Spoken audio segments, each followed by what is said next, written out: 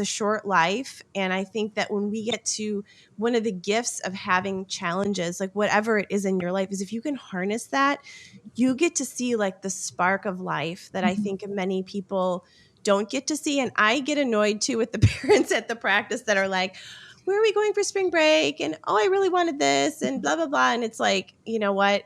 None of that really matters. It matters to have, like you said before, to have joy and then to have your priorities like in alignment. So I'm wondering, like, does this eke over into like, you know, your husband's a physician, and so you share that, how you all like think about your life and your priorities with everything that you do? I'm sure your time, your resources, like, does this impact how you live, like as people outside the hospital? Yeah. So, you know, even though my husband works as a pediatric cardiologist in the same department, we love each other excessively, and he's my best friend. And we actually spend the most amount of time at work, because when we get home, you know, our kids want all of the attention. And so even my 6-year-old son, he sometimes questions, he's like, are you really married to dad? I said, yes. He's like, so you can't marry me? I said, no, 100% I can. So he doesn't even want Jesse to speak to me because he wants like all mommy time. So, you know, we eat lunch at work together. We talk about our kids when we're at work, and when we're at home, we try not to talk about work. But to us, it's not really work. So there's not like what I'd call a work-life balance. It's just life.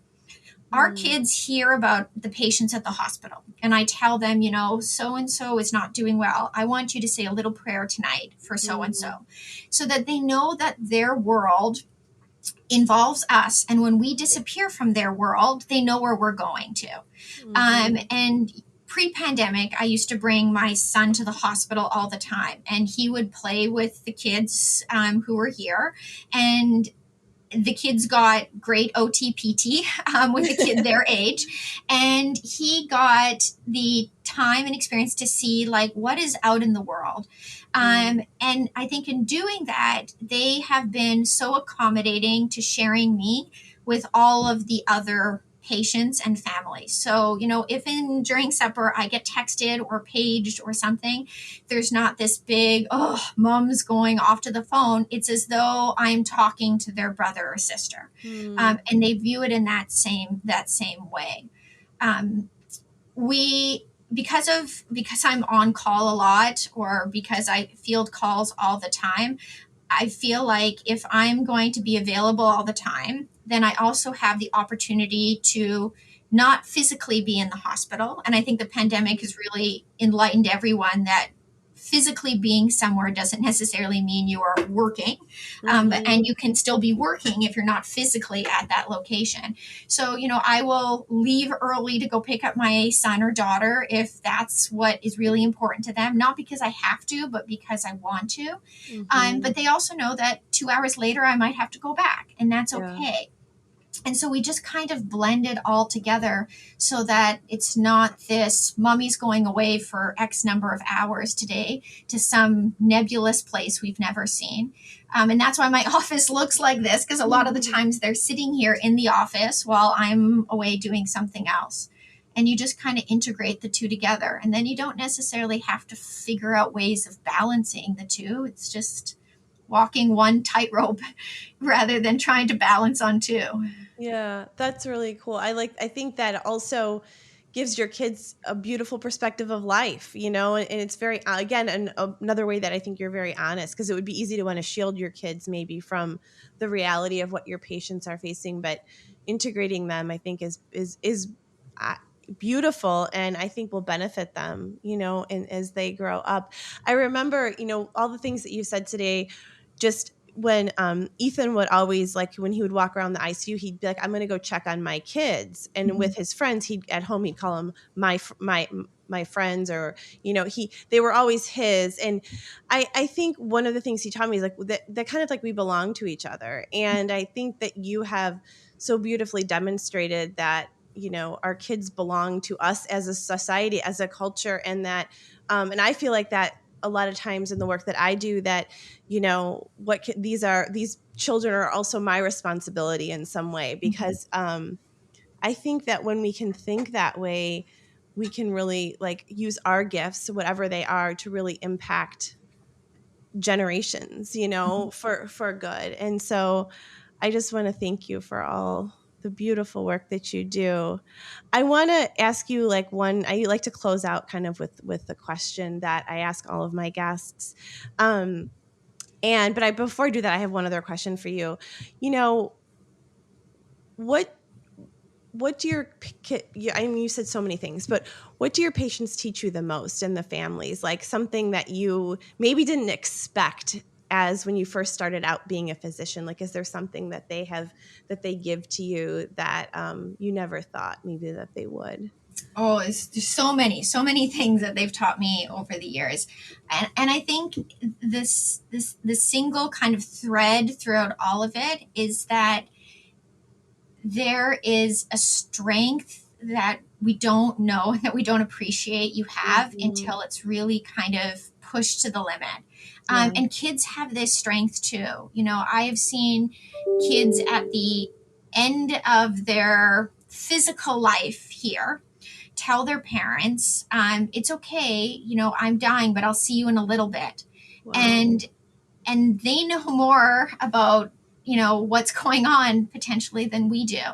And that so much of our lives is spent trying to like live and get to the next, you know, the next amazing thing.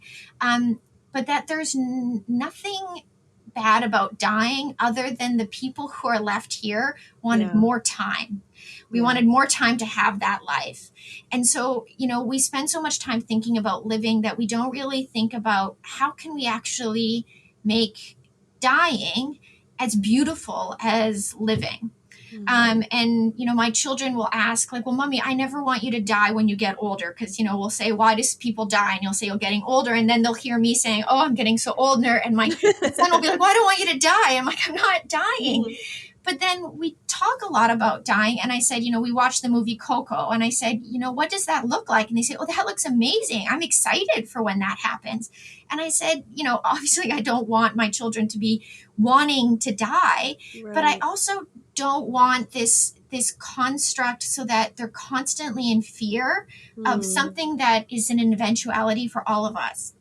And, you know, there are some cultures and some religions that, you know, speak so fondly of death and what happens afterwards. And I've seen that the families that come with from those backgrounds have a completely different approach to the entire experience. And I had, you know, one mother with her son, Tommy, and we knew that Tommy was dying. And she was not at all sad. She kept telling me, she's like, I don't know why people are so sad about this. She's like, I'm going to see him again. It's just going to be in a little bit, but I'm going to see him again. And it completely changed, you know, the last, what we thought was days, but ended up being months with him. And that it was kind of a joyous occasion. Every day was a celebration. We didn't know if it was going to be the last one. And instead of it being a dark, quiet room where, you know, people kind of scurried, you know, to avoid, everybody wanted to be part of this. And we did so many things. And so much happiness was derived from a time what we would generally associate with sadness. And it completely changed how I thought I would be if my child was ever going to die. That I said, you know what, I'm just going to assume I'm going to see them in a little bit. And whether that little bit is 5 years, 10 years, 50 years down the line, I'll see them at some point. And maybe it'll be in heaven. Maybe we'll just be two little globs of energy somewhere in the universe. But that our little electrons and protons will somehow meld together somewhere in this universe. And we're all still here. Energy doesn't disappear. It stays around. Yes. So when we say they're all around us, it's true. They are. It's true. Yeah. It's just a different, I mean, I think it's just a different form, right? Yeah. I mean, you know, I think it's just a different form. And I agree with you wholeheartedly. You know, I say this to people. I've never really said it on my podcast, but I mean, death isn't the worst thing.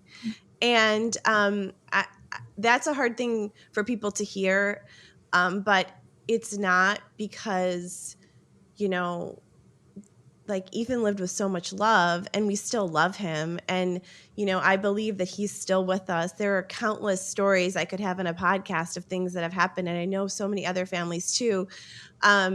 And so it's not the worst thing. I just feel like he's just in a different form, but he's still with me. Of course you long for that person. I mean, that is human. But there are these ways that we can have these relationships. And I think that that is, when you have that perspective, it can change everything about the way that you live, which you shared with us so beautifully today. So I have one final question for you that I ask all my guests, as I mentioned, but I'm curious what tool or piece of advice has served you the best in becoming who you are today? All right. I would say, so I think in my career, it has been the feeling that, and this was a quote from Grace Hopper, who is a general, and she said that the most dangerous phrase in the English language is "it's always been done this way." And so when I first came to Boston, I bristled when people would say, well, we always do it this way, because it immediately made me think, well, there has to be a better way. And so I think that's what served me the most in pushing the field as much forward as possible and getting others to constantly question the way we do things, because there's always a better way. Mm-hmm.